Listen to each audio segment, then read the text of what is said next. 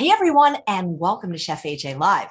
I'm your host, Chef AJ, and this is where I introduce you to amazing people like you who are doing great things in the world that I think you should know about. The last time my guest, Raw Chef Yin, was on the show, for some reason we started talking about Korean barbecue, wondering, could it be made raw?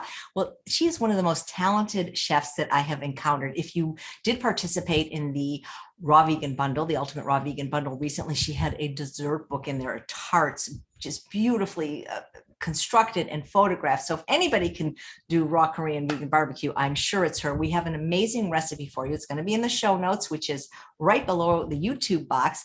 Please welcome her back, Raw Chef Yin. Good, I should say good morning to you, because where you are, it's very early.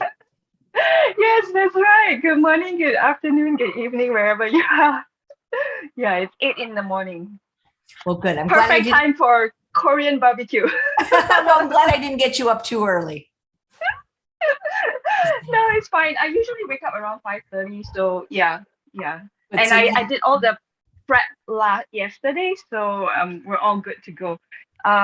So yeah, thanks AJ, Chef AJ, for having me on the show today. I remember how this started. Actually, it was Jongsu was on your show to do salt-free kimchi, and someone asked if she can make raw vegan barbecue, and she said she hasn't had any since she became raw, but she said that she knows someone who might be able to do it, which is me. So, and then you asked me whether I could do it, and I was like, I could, but there's like a lot of components to Korean barbecue because there's a wrap, there's the marinated or grilled meat. That's what Korean barbecue typically is.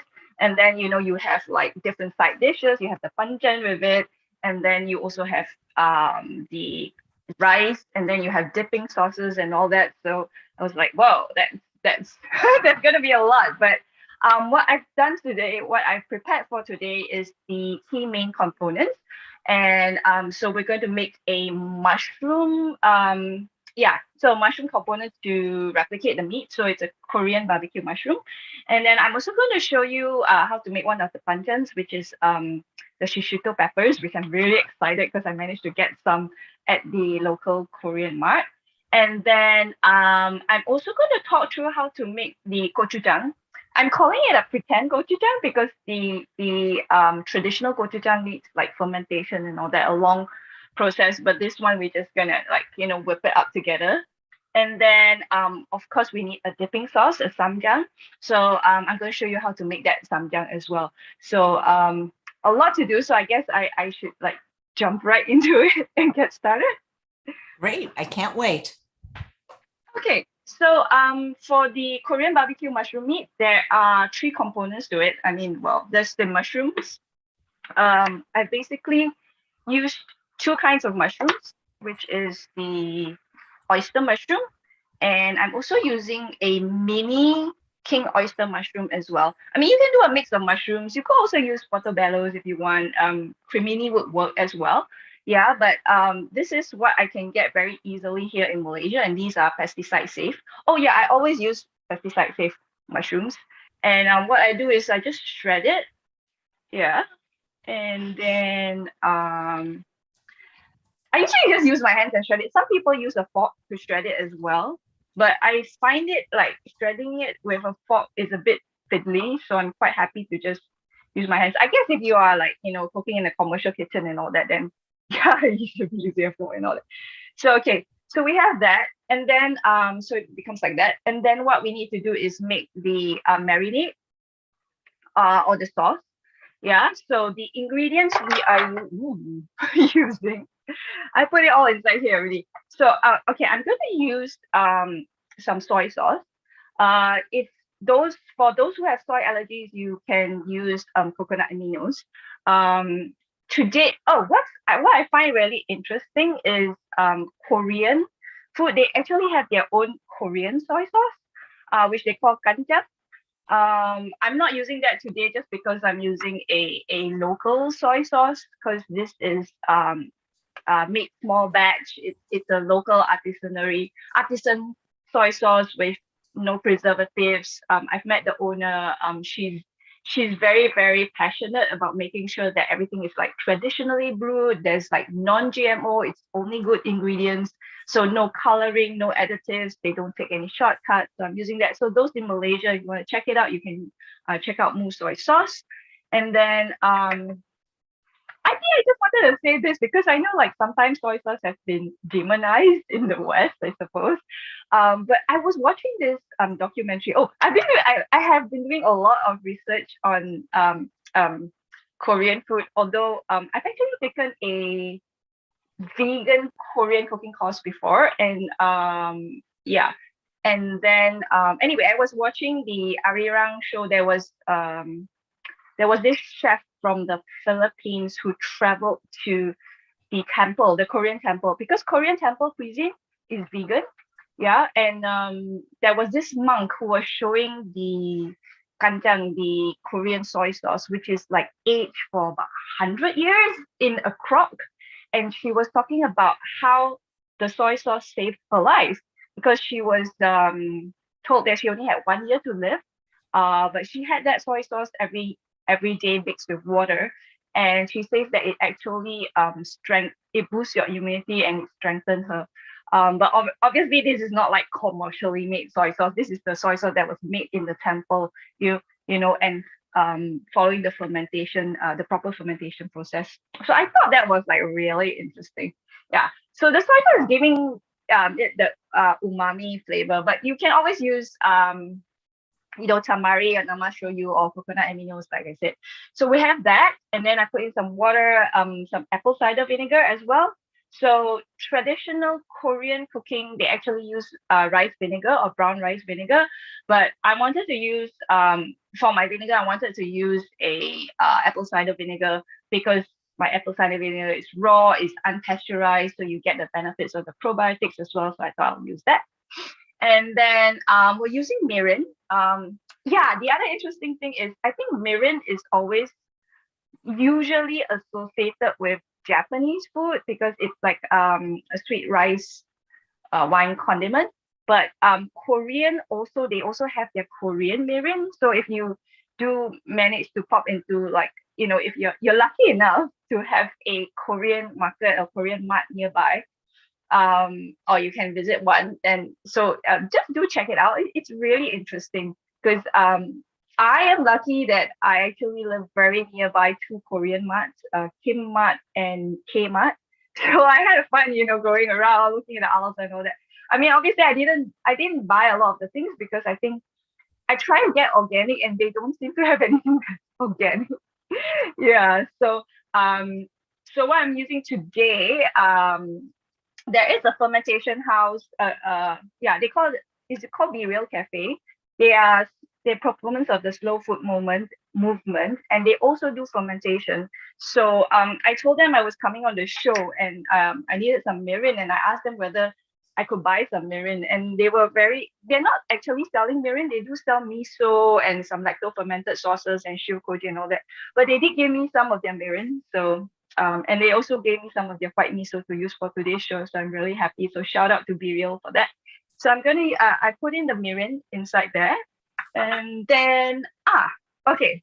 The thing about Korean food is in it, it always has sesame oil. And this is Korean sesame oil. But don't worry, I'm keeping this oil free today. But I just wanted to show you because there's a difference between Korean sesame oil and Chinese sesame oil. I'm very familiar with using Chinese sesame oil, but not so much of Korean. This is the first time I bought this, like, maybe like 2 years ago before I started moving towards oil free. So there is a difference. And so I was like, how do I get that taste? Because that is the taste that makes it very, very Korean. I was in Korea in 2015 for almost 2 weeks. So I tried to eat everywhere and eat as much as I could and experience as much as I could. So what I've done is I'm using tahini instead. So to replace the oil. So I put in tahini, and then we'll put in some. Okay, so I've chopped up the rest of the ingredients for the sauce. So there's a lot of things going in the sauce, but it's gonna be worth it. Yeah, you want to get that, really strong Korean flavor. I almost feel like I'm in like a Korean restaurant right now because all the Korean aromas are wafting through. I'm like, wow, yeah. So okay, we have garlic because so that's the garlic, chopped garlic. Korean food, there's always garlic and there's always onions, and a lot of time they eat it raw. Actually, the garlic. So there's garlic. Instead of sugar, I'm using medjool dates. Oh, the other thing I wanted to say, and I'm just going to demonstrate this because I don't know about you, Chef AJ, but when I used to run live workshops and when I used to use dates, there will always be one student who will forget to pit the date. And then when I put it into the food processor, I'm like, oh no, there's a date pit inside. So everyone, make sure this is your medjool date when you open it up. Okay, so make sure you throw this part away. That's the pit. There's also a cap here. So make sure that is also discarded and does not go into your cooking, your food. And also open up to make sure that there's no mold in it. Yeah, we say that a lot, but I think I have to show it visually. If not, like every single class, I have someone putting a date pit inside my food processor or the blender. Like, oh no. Okay. All right. So we have dates. I also in the recipe I actually said use a red apple, but I actually prefer using a Korean pear. So when I was developing the recipe, I couldn't find a red apple, but that day, when I went shopping to the Korean mart, I found a Korean pear. So I'm putting the Korean pear inside, chopped Korean pear as well. Actually, usually for the Korean pear usually is used as a tenderizer for the meat. But you know, when using mushrooms, we don't actually need the tenderizer, but it lends that flavor as well that I'm looking for, that so loved Korean barbecue flavor. So I'm putting that in. And then we have some chopped red bell pepper as well. That just gives a complexity of flavor. There's some ginger root, fresh ginger root here, and then ground pepper. Okay, so that's all the ingredients. So I know it's a mouthful, but we put everything into the Vitamix and then just blend it up. So that's easy. So when you're using a blender, always put your liquids in first. If it's a food processor, it's the other way around. If it's a food processor, you put in your chunky bits and then you put in your liquid. But for the blender, for best purposes, well, for it to perform well, put in your liquids in. I'm just putting in my black pepper and then the rest of the ingredients that I talked about.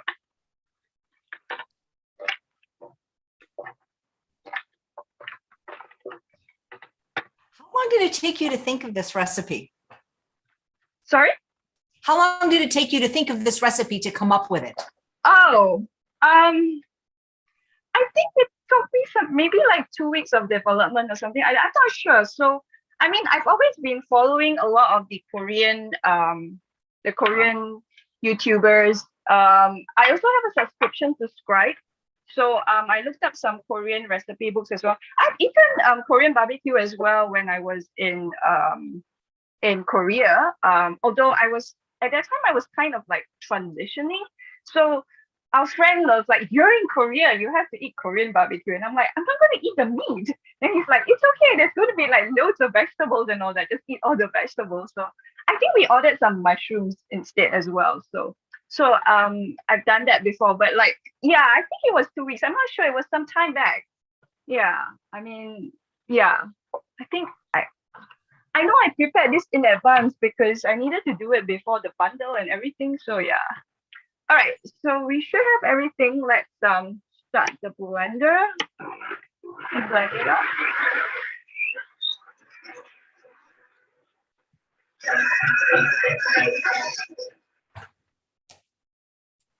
Okay, so because there's a lot of liquid, it's actually really easy to, blend.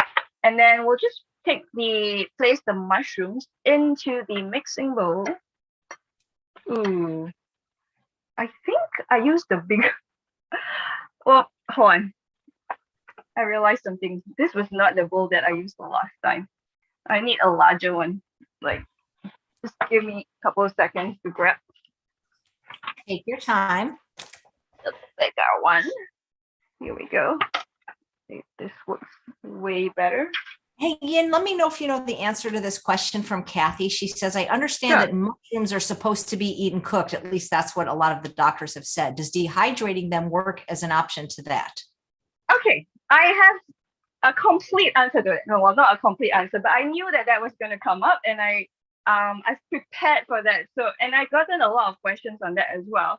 And I have all my notes here, so I can refer to it so that I don't miss anything. So, yeah, I had that same question as well. So I trained at my first training was at Matthew Kenny Culinary, and I was also surprised. I'm like, when you can eat mushrooms raw, and then so they use they use shiitake, portobello, oyster mushrooms, Ferengi mushrooms, and then after that I continued to study with many other raw food teachers as well. I don't know whether you've heard of Sayuri Tanaka in Bali. She runs a raw food academy in Bali. And then I took some online classes with Russell James in UK. I did my raw food certification with Karen Nola in London. Well, I mean online, but she was in UK as well. And then I think Fully Raw Christina also uses mushrooms. I took I think I took one or two online workshops, I think, with Lauren Levitt of Plant Academy in London as well. And I took a vegan, that was a cooked vegan class with Nante Spong. He's a food scientist in Taiwan. But he did just dehydrate. For one of the dishes, he just like took enoki mushrooms and he dehydrated them. So all these people were using raw mushrooms. And then I know, like, even other food, other raw food institute, like Living Light Culinary uses raw mushrooms as well. And I bought books from Anicio and Chef Xia. They all use raw mushrooms, right? I know that at one time Dr. Greger actually said you should cook them, but on July 14, 2021, last year, okay, I'm just mixing in the marinade into the mushrooms. He actually had a video, and if anybody wants the video, I can share the link with them, the link to the video, but you can DM me on Facebook or Instagram. And he says that there's no association between eating raw mushrooms and cancer, because the tests were actually done on mice, I think, not on humans. And then it's a 4.28 minute of the video. Yeah. And I know Chris Kendall, who has been on your show as well, has also written a blog post about it and an Instagram post. And he also says, in short, the studies done on mice regarding the potential carcinogenic qualities of agarotine does not translate over to any risk in humans. So yeah, that's why I'm still eating raw mushrooms. I dehydrate them. Having said that, I think, like, I do know that some people have mushroom allergy, and some people so I think if you do have allergies, I would say lightly steam them first or blanch them. I've also done that before. I've just blanched them. Yeah. So I hope that answers the question. Another question for you from Sherry. She looks so young. How did she have skin problems for over 30 years? I had skin problems because I was born in 1973. So I am 49 years old now. Oh my, you look amazing. I would think you're 19 maybe. So this is, I'm putting the mushrooms onto the dehydrated tray. I use an Excalibur 9 tray dehydrator. This is the Paraflex sheets, which are actually, they have the Teflex sheets and then they have the Paraflex sheets. Apparently the Paraflex sheets are supposed to be like way better and way stronger. I really like using them. But any non-stick dehydrated sheet would work. So just place the mushrooms which have been mixed up with this amazing sauce. Oh, I wanted to say, I think you could, if you don't want to use mushrooms, you could use cauliflower as well because I think cauliflower would be a pretty neutral base to soak up the marinade and the flavors. You could also possibly use brinjal eggplant, but make sure you peel the eggplant first. I'm wondering whether zucchini would work. I haven't done it with zucchini yet because I'm just trying to think of some kind of vegetable that has a neutral base. But I mean, mushrooms would, have the most meat-like texture. Okay, so after what you do is you put this into the dehydrator, dehydrate it.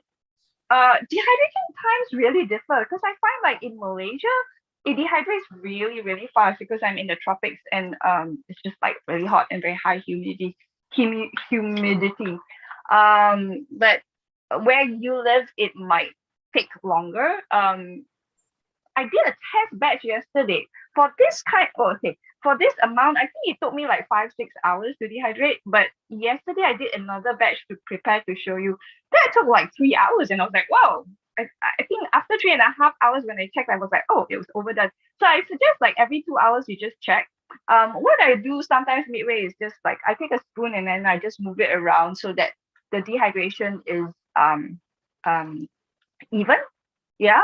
So dehydrate at 115 Fahrenheit or around 45 degrees Celsius. I mean, we go with Celsius, but I know everybody's like, what's that in Fahrenheit? So you are. So okay, I'm going to show you how it looks like after it's been dehydrated. Let me just put this here. Clean my pen. Okay. I do have to say this was like slightly over dehydrated, but it's still super yummy. And then as a finishing touch, we're gonna put in some I just cut some green onions, or actually we call it spring onions here in Malaysia. Or is it scallions? Or is it green onions? I know like everyone calls it. I think either is fine. Scallions, green onions, I think it's the same. Yeah. So we top it with that. Like I said, Korean food, there's like loads of onions and garlic. Chef AJ, do you have a lot of people who do not eat onions and garlic? Because over here in Malaysia, it's very difficult, in my opinion, whether you're eating vegan or raw vegan or any food to eat without onion, at least, and if not garlic. I always talk about it's the foundation of cooking. It really is, or even uncooking, Yeah, because I have because there are a lot of Buddhist vegetarians here in Malaysia. Not so much of vegans, but vegetarians. So a lot of them they avoid the 500, so they avoid any aliens. So like no onion, no garlic, and I'm like, oh, how do we do that? But yeah, so there you go. That's your Korean barbecue mushrooms. Yeah. God, it looks so meaty. It does. That's why I like using mushrooms. Yeah, and it tastes really good. I'll do a taste test like at the end of everything. We'll put it all together and then I'll show you how to wrap it and we'll do that. Yeah. It looks like you are presenting me with a meal at a restaurant. That's why you learn to make the food so beautiful, like in your book. And can people still get, even if they didn't get the bundle, can they still get your dessert book? I haven't put it up on my Gumroad shop yet, but once it's up on my Gumroad shop, yes, they can. It's just that I think right after the bundle, I was busy preparing for this, and also just I had some other things to work on as well, so I haven't put that up. But once, sometime next month, the tarts and pies course should be up. Oh, I'm traveling though. Yeah, but when it's ready, it will be up. Yes, eventually. Because where did you learn such beautiful plating? I've taken a lot of courses. So what I've been doing is, I remember this. I don't know whether you know Karen Nola. She's like a raw food. I've heard of her. Yeah. So I took her raw teacher training course, which teaches you how to be a raw teacher. So it's not so much of like how to make raw food, but like how to set up your raw food business, how to how to run classes, da, da, da. And she said this very important thing. She said like every year you need to set aside some money and invest in yourself because you want to keep improving. And so that's what I've been doing. Like every year I go for courses or I go for online courses, or when I travel, I seek out teachers. So when I was in the UK, I looked for Amy Levine to take a dessert masterclass with her. When I was in Bali, I presented at the Bali Vegan Festival, and then I made sure that I attended every single food workshop that I could at the festival. I connected with the chefs over there. I presented at the Perth Vegan Expo as well, and again I attended all the cooking vegan workshops. So so I've just been trying to learn from them. I bought a lot of books. I've taken a few workshops on. I think I've taken three. I've taken two workshops on plating and food styling. And I'm also going through one more right now. As a vegan one as well. So I've just been trying to just working on it, because in Malaysia raw food is so new. If you tell anybody it's raw, they just refuse to eat it. I mean, veganism is already hard enough to convince people to tell them what it is. And when you talk about raw food, it's even harder. So I need to make it like really pretty, because we eat with our eyes and we're very, a lot of us are very visual creatures. So yeah, that's my whole aim, is like when people say it looks so pretty, then they forget that it's raw and they want to eat it. So yeah, that's how it is. Yeah, I just think that makes it so appealing, the way, because your dessert book really popped out at me in the raw bundle. Just even the photography, amazing. Thank you. I know, you know what? I've been watching all the I've been watching the shows during the bundle thing, and I keep hearing you mention my tart and pies course, and I'm so honored. I was like, oh my god, Chef AJ is talking about it again. Oh my god, she's talking about it again. Oh my god, she wants me to come on the show and do it. I'm like, oh, but I've already come on the course. Next time you come on, that's what we're gonna do. Yes, we'll do that. Thank you. And I think it's such a huge honor, because you're a pastry chef, so for you being a pastry chef, complimenting my tarts and desserts, like tarts and pies, I was like, oh, this is so cool. That's what I'd like you to make next time you're on, just one of the desserts. Yes, we will do that. I've already said yes on air, so we have to do it. Yeah. Okay, the next one we're going to go through is the like I said, there's banchan. It is spelled as BANCHAN, which are all the small dishes that go along with the Korean barbecue. Most people call it side dishes, although I do remember there's one chef who said like it's not actually a side dish, it's a dish, because you have rice and then you have all these dishes, which kind of makes sense, because from the Chinese point of view, when we eat as well, we have rice and then we have all these dishes that go with it, but we don't view it as like a side dish. But then everybody else in the world has been calling it a side dish, so yeah, let's just stick to that. So anyway, again, super excited about it. We're using Shishito Peppers. Chef AJ, do you use this? I love those. I do eat them cooked. I put them in an air fryer and they are delicious. What's interesting about those peppers is you could eat like 2 or 3 and they're kind of mild. And then you have the 4th one and it's like you don't know which one is hot or which one is mild. It's funny. Yes, that's right. It's called, I think everybody says it's like 1 in 10. So 1 out of the 10 Shishito peppers will be super spicy, but the rest are not. For those who are not familiar, so I went to the Korean mart. This is just like their Korean chili pepper, and then they have the Shishito ones. And I don't know what they call it over there, but like the Korean mart that I went to, they call it kwari chili, or it's also known as kwari gochu.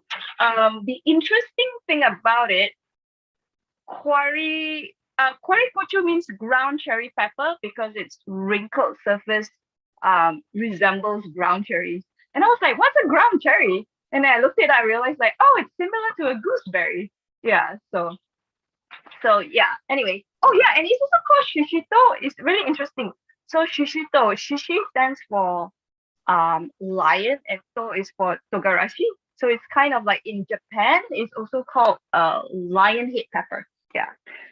So what you need to do is you need to do some advanced prep because you want it to end up looking kind of cooked. So what I did was remove the stems. Well, you obviously wash it, remove the stems, and then I put this in the freezer. I just put it in the plate and I put it in the freezer overnight for 8 hours. And then I took it out and then I put it into the dehydrator at 115 Fahrenheit for 1 hour. And now it's like nice and soft and it has a cooked consistency. I think this is a technique that you're quite familiar with now because Chris Kendall has been doing that a lot and everybody's been doing that as well. Although I remember when I first started going raw, I remember somebody else made a baba ganoush using the same technique as well, like putting the eggplant into the freezer and then taking it out and then turning it into a baba ganoush. And I tried that many years ago, and then after that I never really did that. And then now I'm very into my freezing and thawing technique, so you have it like very cooked. So what you want to do is we're going to make the seasoning for it. So a lot of times the banchan for the namus, which are actually the vegetables, you basically have some seasoning and then you season your vegetables in it. I made this one I really, really, really like. This is the garlic ginger paste. You in the show notes, I actually have the recipe to that and the technique to that as well. The recipe to that. So it's basically quarter cup of fresh ginger root, garlic cloves, salt, ground white sesame seeds. So make sure when you measure it after it has been ground, not before, because 1/3 cup of white sesame seeds, which have not been ground, when you grind it up, it roughly becomes 2/3 cups. Yeah, so make sure it's just like you measure it after you've ground it. And then tahini. I actually do have, I recorded a video of me making this. And I think I just sent it out to those who are reading my e-newsletter. So if anybody wants the video, and I'll be putting out more videos as well related to the Korean stuff. I think in the show notes there's a link to my e-newsletter. So they can sign up for the e-newsletter. The e-newsletter is free. I tell stories, I give tips, I give recipes, I give exclusive videos like this. I rant as well, and there's special offers as well. So yeah, feel free to sign up for that if you want the video. So basically just all those ingredients that I mentioned, I just put it in the food processor, process it. So I have that. And then what we're gonna do is, okay, let's take a bowl.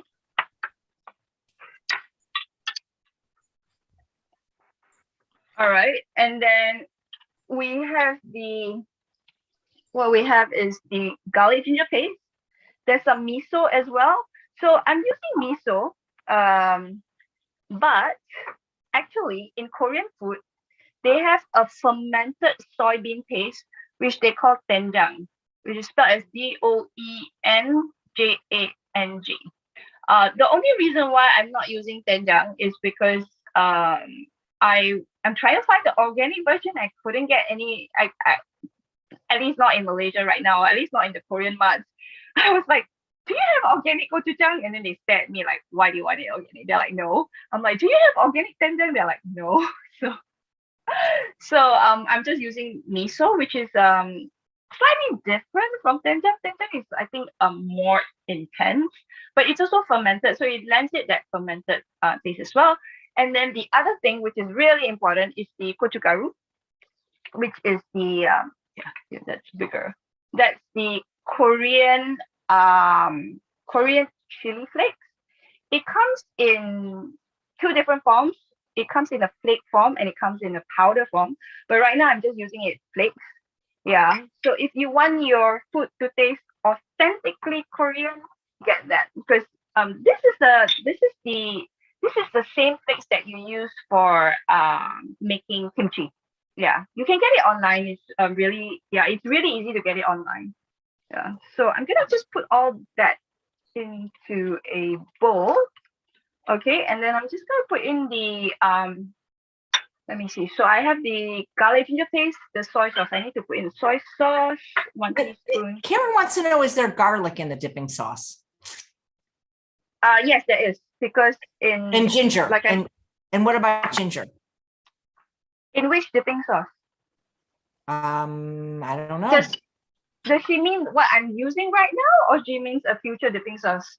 If she means this one, Karen, the show notes has it because I gave it to Chef AJ in advance. But I'll just repeat it. Okay, this is a garlic ginger paste, and it has fresh ginger root, garlic cloves, salt, ground white sesame seeds, and tahini. So I put this into here, 1 tablespoon of that, and then we have the soy sauce, the white miso, and the gochugaru. Yeah. And then what we're gonna do is just mix it up. So you can see this garlic ginger paste, you can what I've done is very, very versatile. What I've done to, if you want to make the other panchan, you can use this as a base, and you can use other that's what I'm doing right now. I'm using this as a base, and then I'm adding in a bit of soy sauce, a bit of white miso for the umami flavor, and then a bit of gochugaru for the spicy flavor. I've also used this with things like spinach, with carrots, with seaweed like arame and hijiki. Yeah, so I've also used that as well. That's why I wanted to, that there is like a separate recipe for that. So you can use this as a base to make all your other panchan or your namu. Yeah. So adding, or you can just use that on its own, and then if you want to season it more, if you find like it needs to be seasoned a bit more, then add in a bit more. But if not, you can just use it on its own, because I think I made a carrot. I'm trying to remember. I made a carrot one. I was trying to make one last night, but I didn't have time. So yeah, but I think I may make a carrot one since I still have that. Yeah. Okay, so mix that up, and then remember our shishito peppers that have been thawed and that was frozen and thawed. Just put that in, and then just use your hands and massage it in.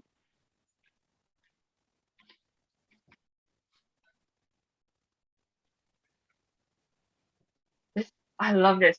So yeah, I think it's very popular. It's usually like blistered, or sometimes it's also steamed.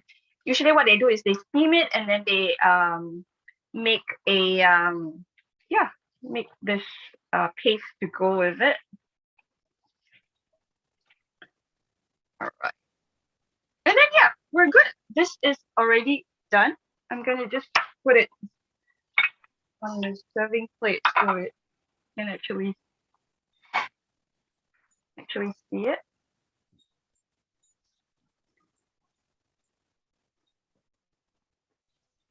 Have you ever worked in a restaurant, Yin? I've done some pop-ups, but I haven't worked in a actual restaurant. So I've teamed up with Chef Tina Barat in Hong Kong. She came to Malaysia, so we did 2 pop-up dinners. Two pop-up raw vegan dinners here in 2 different restaurants. And then when I made my trip to Hong Kong in 2019, we did a pop-up dinner together in Hong Kong as well, which was sold out. So that was really cool. And then in 2020, I was supposed to go back in December, and then you know what happened, and so I never did. So no, I haven't. So I haven't worked in a restaurant yet. So sometimes I feel like, oh, am I missing out? I still feel like, oh, I'm not really like, a full-blown chef because I'm not in a restaurant. But here you go. I have eaten in a lot of restaurants though. And I've tried to, like, when they have open kitchens and all that, I always try and sit there and stare at what everyone is doing. So yeah. So there you go. That's your panchan for your shishito peppers, spicy shishito peppers. Yeah. If you want it to be a bit prettier, you can kind of like, I think, sprinkle a bit more. So this is gonna be spicy though. Yeah. So you may want to for me it's not super spicy because we eat so much spicy food here in Malaysia. But I remember I did a Korean fried rice for raw vegan Korean fried rice for the Hong Kong pop-up, and everyone was saying it's too spicy. except for like one or two people. Like I had a Malaysian friend who's like, "Oh, this is amazing. I love the spice." But Chef Tina was saying like, "No, it's not spicy." So I was like, "Okay." Okay. Do we have any questions? Yeah, about your books. Do you have books? What are they? Where do people get them? Okay. Let me show you my print books and then let me talk about my ebooks. So my very first book, which I self-published, this is my Raw Vegan Delight Asian edition. I only sell the print version is only available in Malaysia, but there is an online edition as well.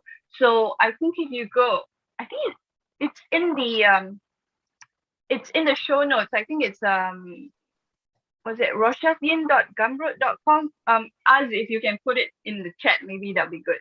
Yeah, and this actually has a bulgogi recipe as well. Yeah, that's a link to all my ebooks actually in the show notes. So, oh, that's the bulgogi. Yeah, I do have a mushroom bulgogi recipe as well if anyone's into Korean food. I try making this oil free and also like without any coconut nectar, but then the color was very pale, so I wasn't like super happy with that. So that's why I came up with this one instead. So in total I have 6 ebooks, but I do have a lot of online courses as well. So these are self-paced courses. So the videos have all been pre-recorded. So you just need to download the videos. There's a PDF course booklet that comes with it. And then you can just do it at your own pace. If you have any questions, you can ask me. So and that I have like 20 over courses, everything from making cheese to I actually do have a course on mouth-watering Korean dishes as well. That came out I think in August 2020. And then I am very passionate about making raw vegan Asian food because I think that needs more representation. So I have a course on how to make raw vegan Vietnamese food. There's one on Thai food. There's one on Japanese. There's one on Indian food. There's one on Malaysian food, of course. I think there are 2 on Malaysian food. And then I try to do like both Asian and Western. So there's something on like big breakfast because in Malaysia, big breakfast is really, really popular where you have your pancakes and your sausages and your baked beans and everything to go with it. So I have that.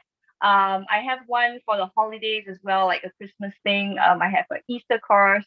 So yeah, I have a lot in terms of courses, and that comes with a course booklet. The other one, which this is the one where I became like a best-selling author for that month, and I was like so excited. So this is published by one of the leading publishers here in Malaysia. It's 50 recipes on my desserts. They're not oil free though, so maybe one of these days I'll moving forward I'll start looking towards more oil free recipes. So the tarts and pies sauce, that's oil free. So yeah, this one is available. They do ship. It's available in the bookstores, in all the major bookstores in Malaysia, and it's also available in the it's called Popular Bookstore. So it's not like it's popular, but the book is actually called Popular. In Singapore. For other countries, they do ship, but shipping is a bit more expensive. So, but I think these are. I don't want to say it's boring, but it's like it's the usual stuff. All of them are quite interesting. So I've got like donuts, tarts, mince pie, cheesecakes.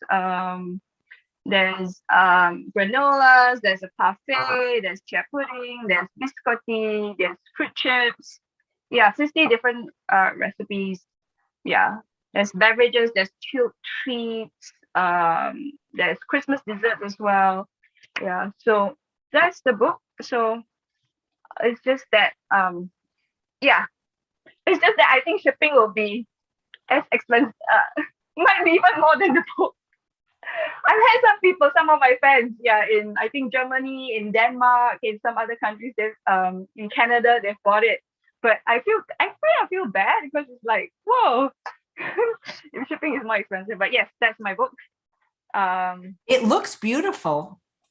Thank you. I'm so excited. It was on my was on my vision board to be a best-selling author, so that came true. So yeah. Was giving a TED talk on your vision board, because you did that too? Yes, yes, it was. But I feel like I think after the TED talk, I didn't. I haven't. Well, I do. I mean, I think I'm trying to manifest like much bigger kitchen right now, because this is actually very tiny. Yeah, but which is why I actually had to sit down, because if I stand up, you can't see me, because the kitchen's not big enough for me to like really stand up and do my demo. Do you ever teach classes either in person or on Zoom? I used to teach classes in person. I have been teaching classes and workshops and demos and doing consultations from 2016. So 2016 to 2019, I was always doing it in person. And then because of the world events, I had to switch to online. And in Malaysia, we have just opened up. So I'm not sure whether I want to do on in-person classes yet. I wasn't okay. I used to do a lot of free Zoom classes for those who at one point I was doing free Zoom classes like every Sunday for those who were subscribed to my e-newsletter. Then I just found that very stressful, so I stopped that. And then some people were asking me whether I would do like some live Zoom classes. I haven't done that yet, just because at one time it was very hard to get it's just that I had no one to assist me, and because at one time we were in very, very strict lockdown, I couldn't even have anyone over here to help me, so it was just crazy. So no, right now everything is just like self-paced courses. So it's all on my Gumroad page. Yeah, and then people can just buy it, and then they can just do it at their own pace, because all the videos are already there. They just download the videos, they just follow it. There's a PDF as well. There's like a recipe booklet. I call it a course booklet. So all the recipes are there. All the photos are there. And the videos will show you the steps.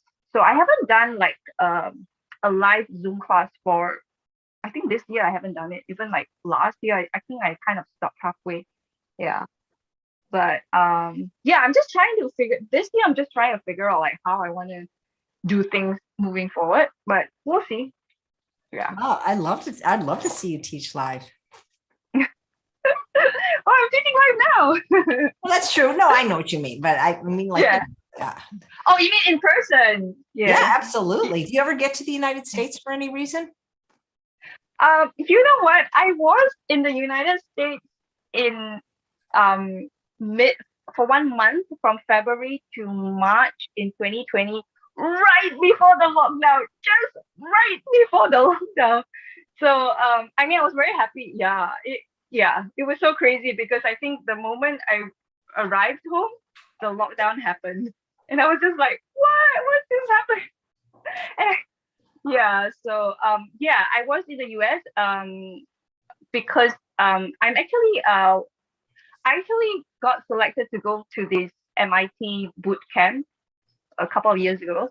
And so we were having our MIT reunion in Boston, obviously. And it was supposed to be on the campus grounds, and even because of all, the scare and all that, we had to move to doing it off campus. But anyway, so I was in the US, and since I was going to be in the US, in Boston, I kind of made it a whole trip. So I was in Berkeley, California, visiting friends, and then we went to LA to hang out with some friends, and I met up with Mariko Sakata, who's one of the chef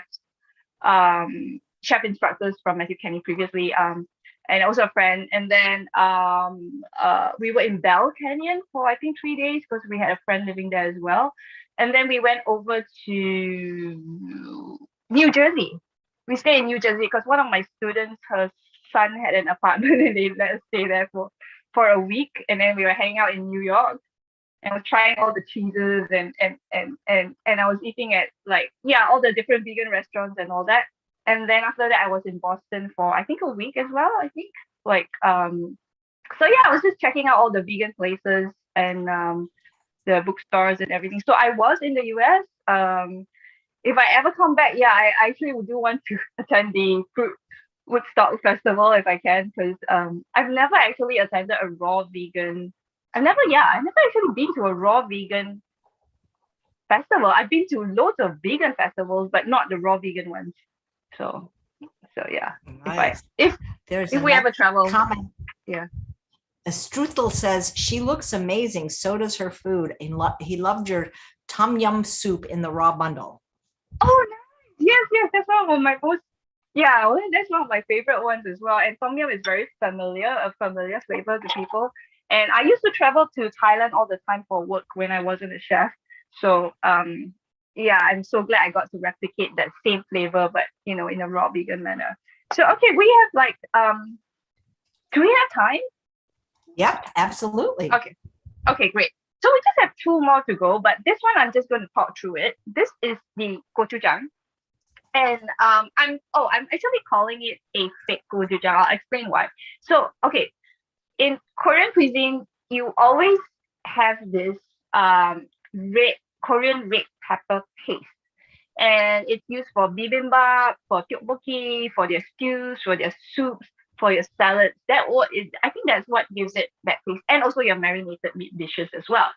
So when it's made in a traditional manner, it has Gochugaru, which we talked about earlier. It also has like mejogaru, which is a fermented soybean powder. They also put some kind of flour in it, so it might be wheat flour, barley, rice. There's also a rice syrup. There's also a malt barley syrup, or malt barley powder, and there's also salt. And then it takes a long time because this needs to be fermented, so it takes at least, like, from what I've seen, like 6 months and all that, at least 6 months to get it to that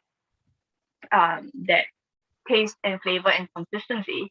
But nowadays you can actually just get gochujang in, like commercially packed. Oh, I didn't bring that one out. I actually got one as well, but those have, like, I don't know, corn syrup and salt syrup and all sorts of nasty things. So I didn't want to use that. But I know some people, a lot of my vegan chef friends, they all use that, but I don't want to use that. So I thought I'll come up with my own. I had another version, but that had oil, so I needed to make it oil free as well. So I tested this many times.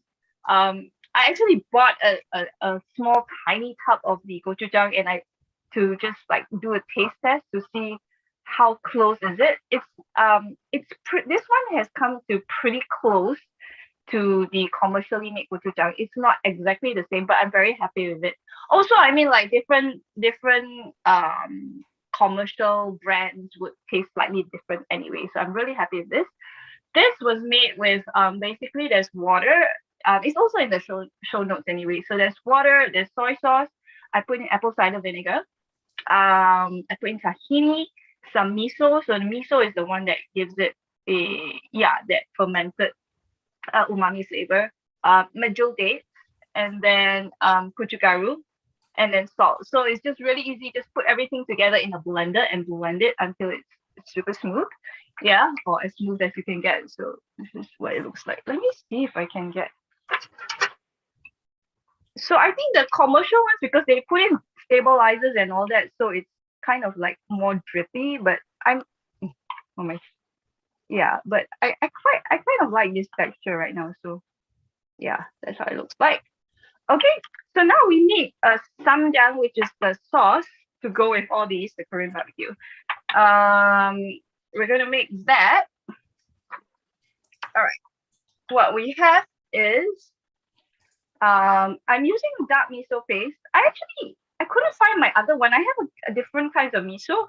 I had one that was slightly runnier, but this one, which I made for when I developed it, but I couldn't find it this morning, so I'm just using that dark miso. This is the gochujang, which I just talked about, so we're using that as well. And then again, we're putting in a bit more tahini, yeah. And then so I'm gonna put all that in here first, and then I'll talk through the rest as well. So the miso goes in, the tahini goes in, the gochujang goes in. Well, the pretend gochujang, because I know, like, some people just call it gochujang, even though it doesn't go through the actual process. I just feel like it doesn't really respect that tradition of making it, so I didn't want to call it that. Date paste. So I have some date paste as well that I made. I basically just blended up equal portions of date and water. So yeah, so this is the date paste going in.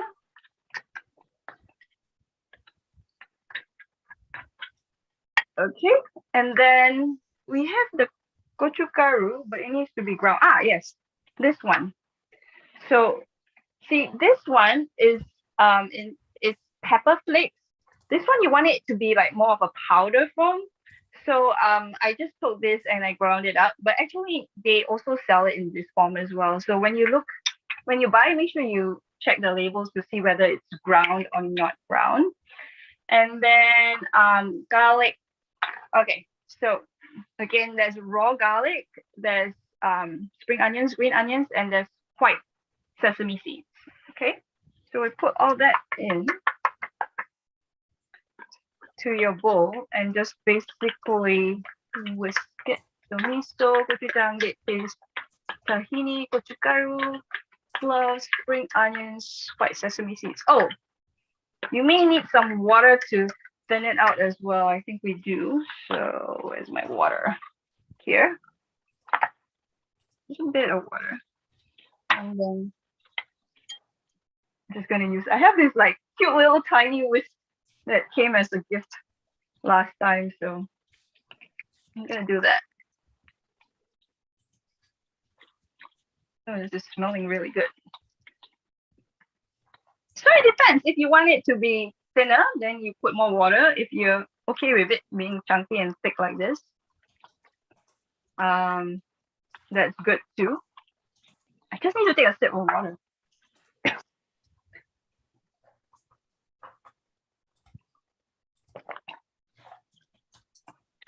Yeah.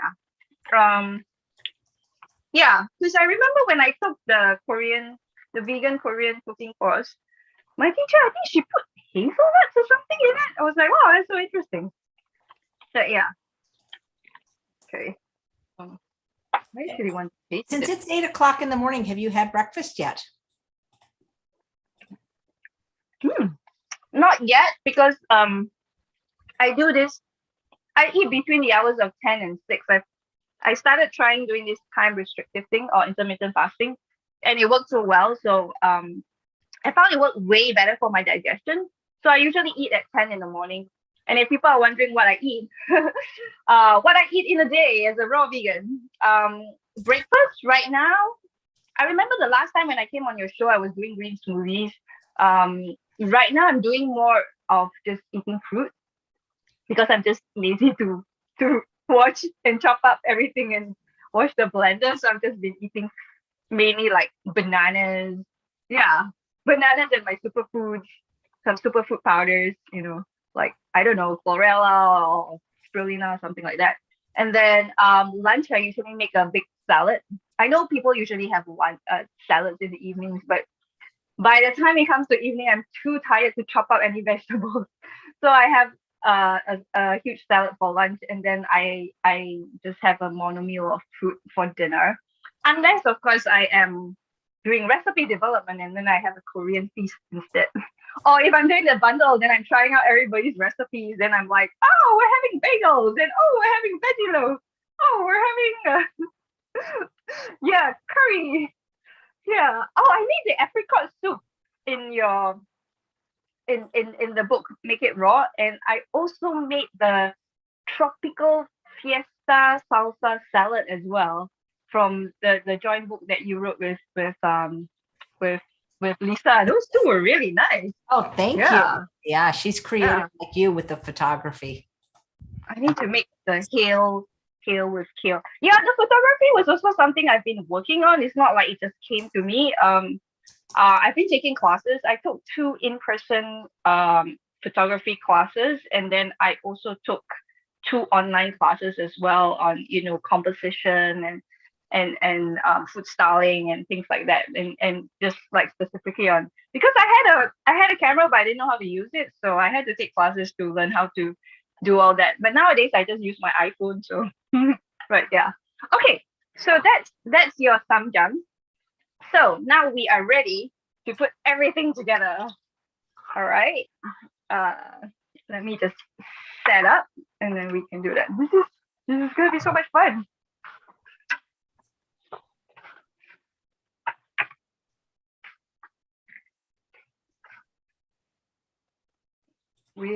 I'll talk through it. This, and then the sauces. I think we have everything. Okay. So for Korean barbecue, it's going to be eaten in a wrap. So what I have is I purposely ordered this, but it kind of like wilted. I have like it's mixed, so it's like purple and green lettuce.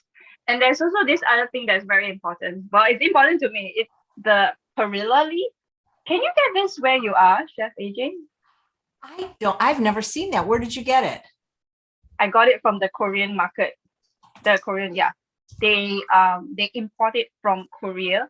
When I was in Korea, every single dish had the word Perilla leaf in it. And I'm like, what's this? What is? I remember asking the server, like, what's this Perilla leaf? And she was looking at me like she didn't know how to explain it. So it's a bit like the shisho leaf that the Japanese use, but it's different. So this is Perilla leaves. I'm so happy I could get it because in the Korean market they have it. So it's got let me taste it for you. I don't know how to explain it. It's minty and lemony. Yeah. Yeah. So what you do is you take one lettuce leaf, all right, and then you take the Perilla leaf, okay, and then I've made cauliflower rice. Basically, I just I used 1 cup of because I just made a small portion. So it was 1 cup of cauliflower florets, and then a third cup of macadamia nuts that was soaked, and then half a teaspoon of psyllium husk, and then I just processed it all together in the food processor. Again, if you sign up for my e-newsletter, I'll be sharing the video on how I made it. But those were the proportions. Okay, so you need to put a bit of rice because it's usually eaten with rice.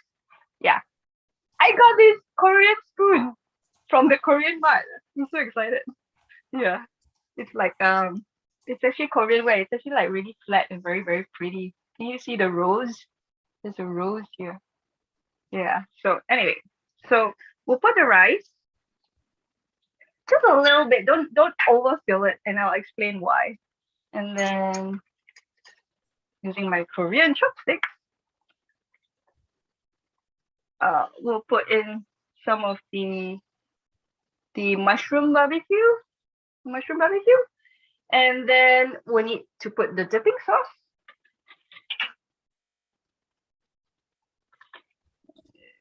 Try and look for a clean spoon.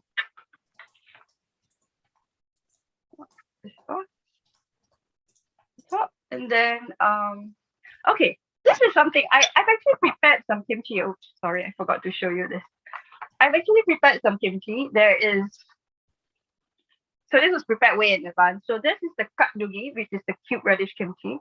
This is the napa cabbage kimchi, and this is the cucumber kimchi. So some people have told me you should just eat the kimchi on its own. But some people have told me you can put it in the wrap as well. So I'm going to put it in the wrap as well. Yeah. So it'll be like super interesting. Yeah, and I have some videos up on how I made my kimchi because I used to have this show called Delicious with Raw Chef Yin. And so there's a video there as well on that. And so we have everything. We have the lettuce, the perilla leaf, the cauliflower rice, the Korean barbecue mushrooms, and then I put in, and then the samjang we made just now, the sauce, and then now we need to wrap it up. So the sides go in. And then you're supposed to eat it like in one bite. That's why I say don't put too much in. it's not a burrito, so it's not a big huge thing. It's just like it's supposed to eat in one bite. And actually, you make it traditionally. You should feed the person you love. So like here's Chef AJ, and just feed it in one bite. Yeah, just eat it in one bite. So I'm gonna eat it now. Mm. Mm. That's adorable. Sandra says, can she pop over for breakfast? I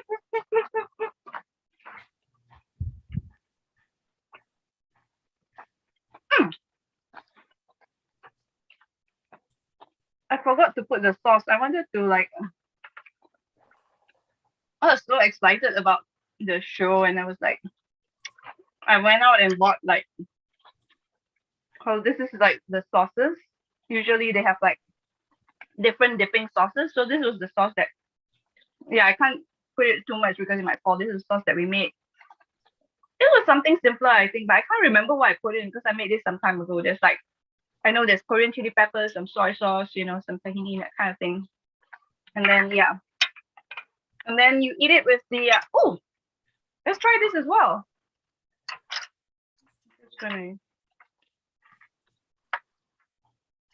I'm just gonna try this on its own.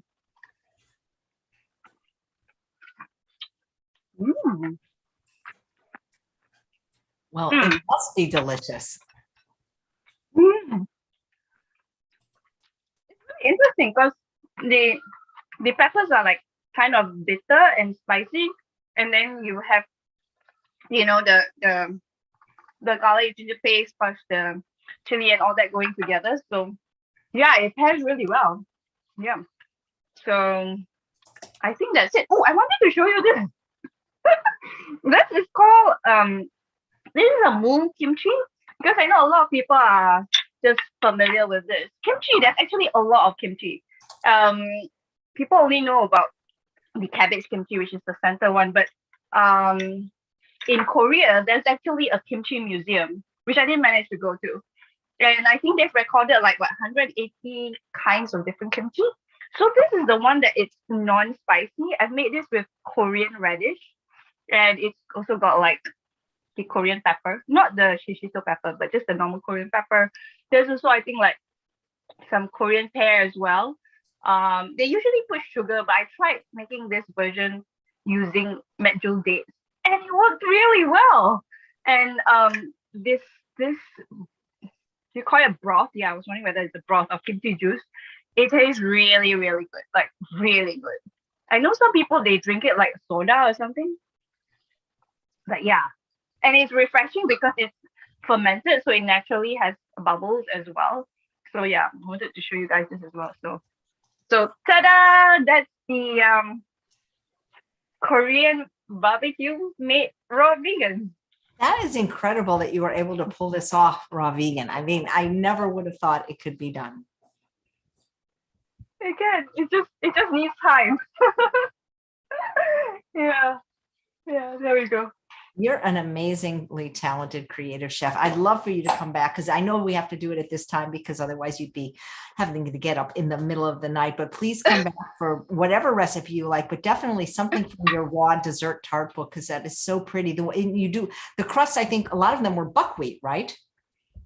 Yes, buckwheat oats. But I also did one with, I think, pumpkin seeds. Yeah, buckwheat, pumpkin seeds. I did one with, I can't remember. I was trying like different. Oh, I did one with but that was a savory one. I did one with cauliflower as well. Yeah, but buckwheat works very, very well. Yeah, I cannot wait to see it. Somebody's saying, let's see, that I would do very well in Malaysia, where the common daily question, Sandra says, is, have you taken your breakfast yet? Is that what people say to you? Yes, it's more like, have you eaten yet? Yeah, they ask you dah makan. So instead of saying how are you, because we have a huge food culture. So when we greet people, yeah, the first thing you ask is like, have you eaten yet? Like, I mean, we don't say that in English. If it in the Malay, then we say dah makan, or even in Cantonese we say sek bao mei ya, something like that. My Cantonese is not very good, but yeah. Dr. McDougall says in China that the greeting is, have you had your rice yet? Oh, oh, Six farming, I think. Yeah, yeah, that would make sense. That would make sense. Yeah, six farming. Yeah.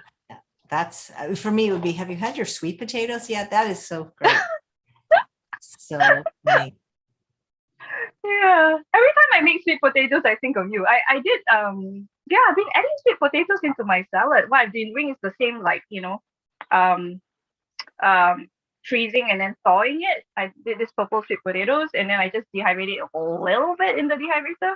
And I really like it. And my boyfriend is like, he says it's a bit confusing. He's like, is this a potato or is it a carrot or is it a sweet potato? But yeah, yeah.